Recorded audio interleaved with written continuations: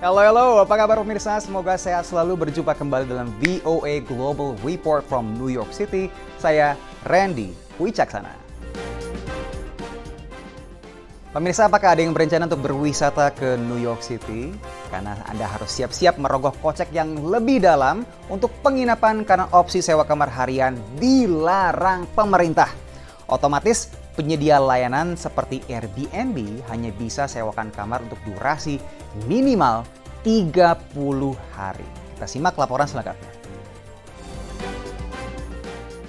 We're going to see my short-term rental apartment. We're in South Slope, Brooklyn. Pemerintah kota New York memperbaharui kebijakan sewa apartemen jangka pendek. Pemilik properti seperti Tricia Tolliver terpaksa menghapus apartemennya dari aplikasi sewa Airbnb.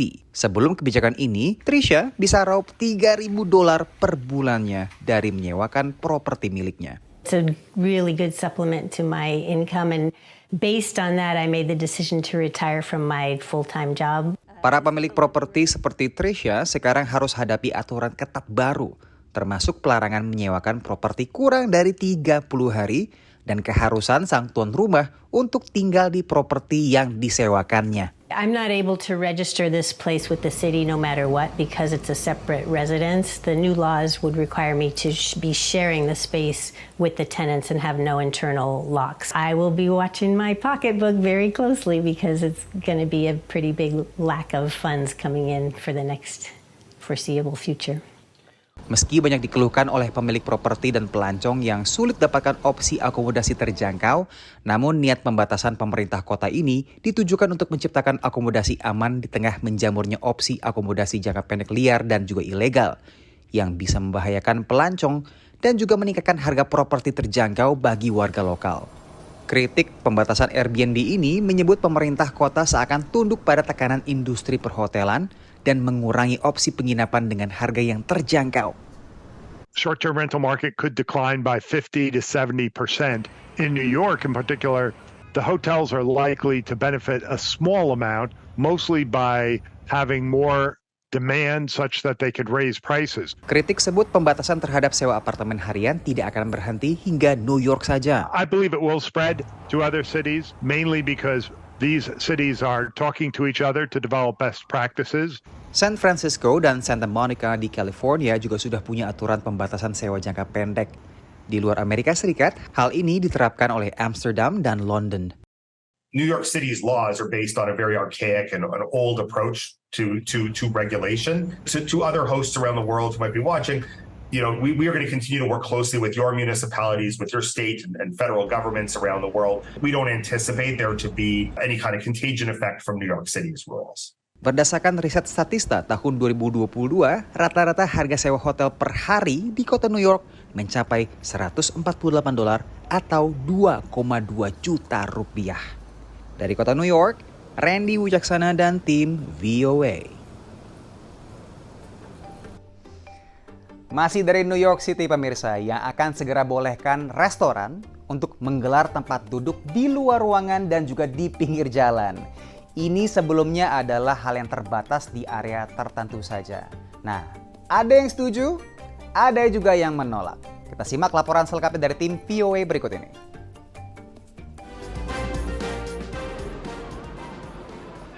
Gubuk-gubuk makanan di pinggir jalan kota New York ini menjamur kala darurat pandemi. Sekarang, kota New York keluarkan hukum yang memperbolehkan makan di luar ruangan secara permanen, kecuali di musim dingin. Orang-orang menyebut ini akan membuat kota New York terlihat seperti suasana Eropa. We're okay with the ruling, and I'm happy that New York is moving in a direction a bit more European, where we have people sitting outside and it makes the street a little bit more lively than they are normally. Gubuk-gubuk ini kebanyakan dibuat tidak permanen sebagai respons bisnis restoran saat pandemi yang membatasi jumlah pengunjung di dalam ruangan untuk jaga jarak, mencegah penularan COVID-19. A lot of the ugly sheds will come down, not being rebuilt the same way next year. So I think the turnover every year will actually bring something good to the city. Pengusaha restoran menyambut baik aturan ini. The permanent program that was recently passed by the city council is much more inclusive. Thousands of restaurants that were never even eligible to have a sidewalk cafe before the pandemic will now be able to have one. Tidak semua setuju dengan kebijakan ini. Banyak yang mengkhawatirkan semakin menjamurnya area makan di luar ruangan akan berdampak pada sanitasi kota yang seringkali dikeluhkan warga New York. Semakin banyaknya penampakan hama tikus di kota New York, salah satunya disebut-sebut akibat area makan luar ruangan ini. They litter up the street so badly. They take away from the aesthetic of the streets. They're claustrophobic, they're trash magnets. I mean, they're just awful. I think they're terrible. Sebagian pihak juga mengkhawatirkan kebijakan ini hanya semakin memperkecil ruang jalan di kota New York yang sudah sangat padat. For residents, it's less curb space, less sidewalk space, less roadbed space, less space to get up and down the block, less quiet, less emergency access. It's more for one industry, less for everybody else. Kebijakan ini akan mengizinkan restoran untuk menyediakan tempat makan luar ruangan selama 8 bulan dan tutup saat musim dingin periode Desember hingga Maret. You can't put these things down, cover the roadbed for 8 months and not expect there to be an impact. There's going to be an impact. It's going to be dirty, it's going to stink, and it's going to be a problem. Kebijakan ini diwacanakan berlaku penuh pada November 2024. Dari New York, Randy Wicaksana dan tim VOA. Kira-kira Anda yang setuju atau yang kontra? Kita simak penjelasan selengkapnya usai jeda, tetap di VOA Global Report from New York City.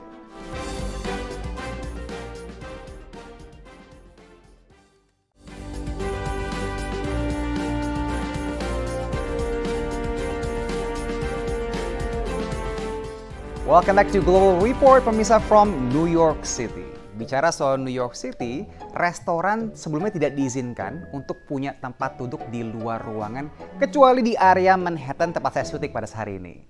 Tapi semua ini akan berubah pemirsa dengan kebijakan yang baru. Warga New York dan pelancong yang datang ke New York sekarang bisa punya pilihan untuk makan di restoran dengan tempat duduk di tepi jalan yang memang baru diperbolehkan sejak pandemi. Pemerintah kota sebut hal ini punya dampak ekonomi yang positif, menyerap tenaga kerja hingga 100.000 orang. Some people were saying no, take them down. Others were saying leave them up. We saved 100,000 jobs. 100,000 jobs. Historically, outdoor dining was in Manhattan. You didn't have it in Rockaway. You didn't have it in Brooklyn. You didn't have it in Queens. You know, it was sort of centralized in Manhattan for the most part. But now we have a 5-borough outdoor dining, the largest in the nation. The largest in the nation. Pemirsa, makan di luar ruangan di restoran menjadi sebuah pengalaman yang mungkin mengasyikkan untuk para warga dan juga para pelancong ke New York City. Tapi for your information, ini bukan sebuah hal yang mudah untuk diterapkan oleh para pemilik restoran karena ini hal yang baru dan diatur sedemikian rupa.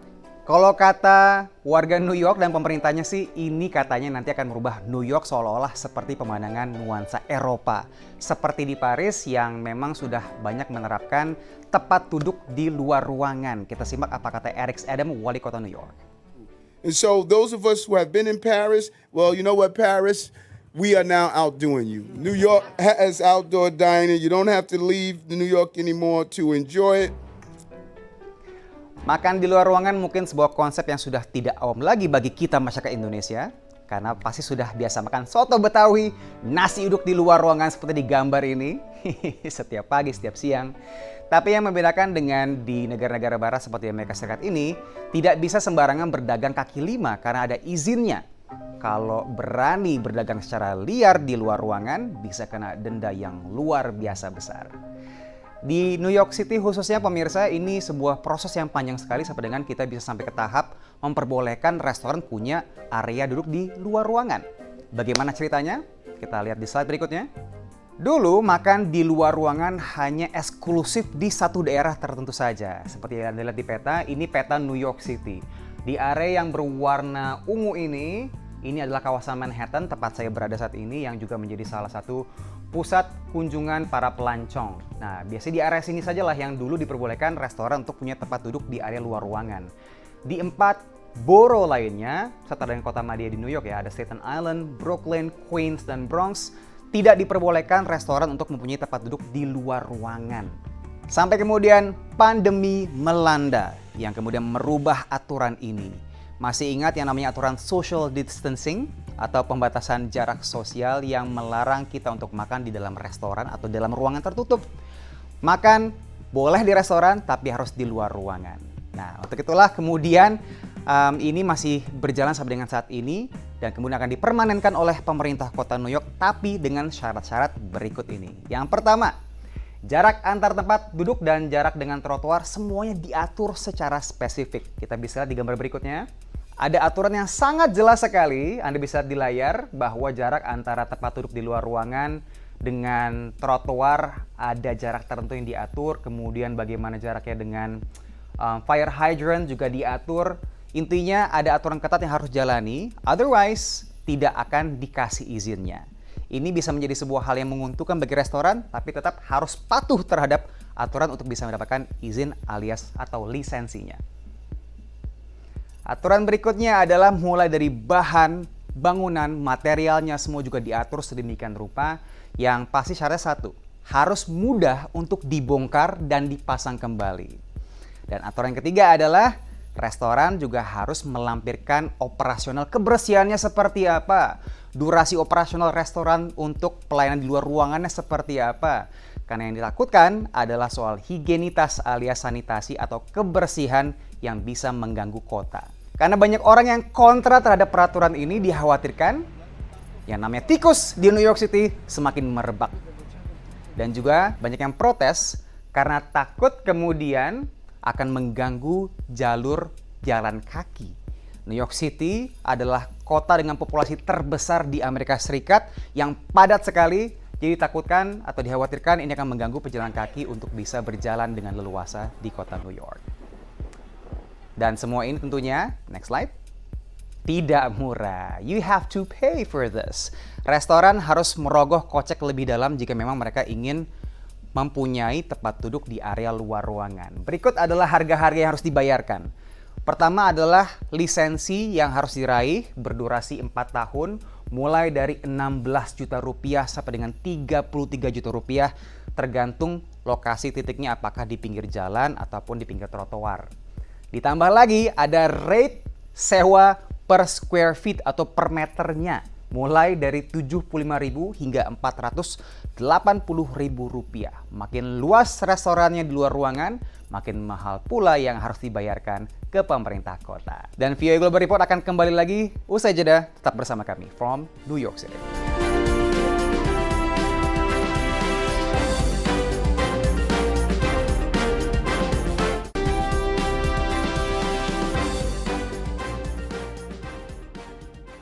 Welcome back to Global Report, pemirsa. Petani buah persik di Georgia pada tahun ini alami gagal panen hingga 90%. Penyebabnya, perubahan suhu mendadak di wilayah selatan Amerika Serikat. Nah, peneliti sudah memperingatkan bahwa ini bisa terjadi lebih sering karena perubahan iklim. Pertanian buah persik atau peach milik keluarga Stuart Gregg di Georgia tampak baik-baik saja. Tapi tak satu pun buah persik yang dihasilkan di musim panen kali ini. So in February, all the peaches have blossoms on there that bloom because it got so warm. And once they're blooming, they're susceptible to cold or any type of damage that can happen to them. So then in March, there's 3 different days. I believe it's the 14th, the 17th, and either the 18th or the 19th. Below freezing for several hours. And it killed all the peaches. Perubahan pola musim dingin yang agak hangat dan cuaca ekstrim mendadak sangat jarang terjadi di wilayah Georgia yang dikenal sebagai the Peach State, negara bagian yang dikenal dengan buah persiknya. Nothing beats the Georgia peach. You can try a California peach or a South Carolina peach, and they're not going to taste as good as a Georgia peach. Georgia, penghasil persik nomor 3 di Amerika, tahun ini alami gagal panen hingga 90%. Persik butuh sekitar 100 hari pada suhu 7 derajat Celcius untuk bisa bertahan dan matang. Sementara, menurut Badan Perlindungan Lingkungan AS, EPA, Georgia akan alami cuaca panas di atas 35 derajat Celcius dalam jangka waktu yang lebih lama. Peneliti agrikultur menyarankan agar petani beralih ke varietas persik yang lebih tahan cuaca hangat. As a breeder, you can think as a matchmaker. Basically, you have a plant that you know that has a beautiful fruit. And it looks wonderful, but barely produces any fruit. It just has maybe 5 fruit in the whole tree. And then you have another plant that basically produces tons of fruit. Meski demikian, proses pembuahan silang bisa memakan waktu hingga 15 tahun untuk bisa menghasilkan varietas yang tepat. You are basically producing individuals that are hybrids between those characteristics. So you want to do that hundreds or thousands of times, so you can have a large amount of seed. And then when you germinate that seed, you will hope to have one of those plants or two of those plants that have both of the things that you like from both of the plants. Selain persik, blueberry juga menghadapi gagal panen signifikan di Georgia tahun ini. Tak heran jika harga buah persik pun berlipat ganda. Data Departemen Pertanian AS menunjukkan harga satu karton buah persik bulan Juni ini mencapai $33.45, naik dari $20.50 pada periode waktu yang sama tahun lalu. Dari Atlanta, Georgia, Virginia Gunawan dan tim VOA. Pemirsa, kambing jadi pahlawan penjaga ekosistem di sebuah pulau kecil yang ada di New York City namanya Governor's Island. Pulau bersejarah ini jadi tempat favorit saya dan sejumlah warga New York lainnya untuk berekreasi ketika dalam cuaca hangat. Kita simak sama-sama yuk. You wanna go in? Pulau kecil ini masih bagian dari kota New York. Namanya Governor's Island, sebuah pulau kecil hanya 10 menit via kapal feri dari Manhattan. Pada 1988, saat Perang Dingin, pulau ini jadi lokasi bersejarah di mana Presiden Amerika Serikat Ronald Reagan bertemu dengan pemimpin Uni Soviet Mikhail Gorbachev. Sekarang, pulau ini jadi tempat rekreasi. Kebersihannya terus terjaga, salah satunya berkat para domba ini. This is evening. She has kind of a speckled face like a night sky, and that's Chad. And then behind him, Bowie and Jupiter, they're twins. Leo Frampton bekerja sebagai tukang kebun di pulau ini. Dia menggembala domba-domba ini yang punya tugas penting, mengunyah tanaman hama. Tidak perlu mesin potong rumput, apalagi zat kimia beracun. Nafsu makan para domba ternak ini jadi senjata ampuh penjaga ekosistem pulau. You can see, this is what it looks like, a mugwort that's been eaten by sheep. When it gets tall like this, they'll eat off every leaf first. So you can see we're standing in an area that they've done work on. And you can see over there, they're working on that patch right now.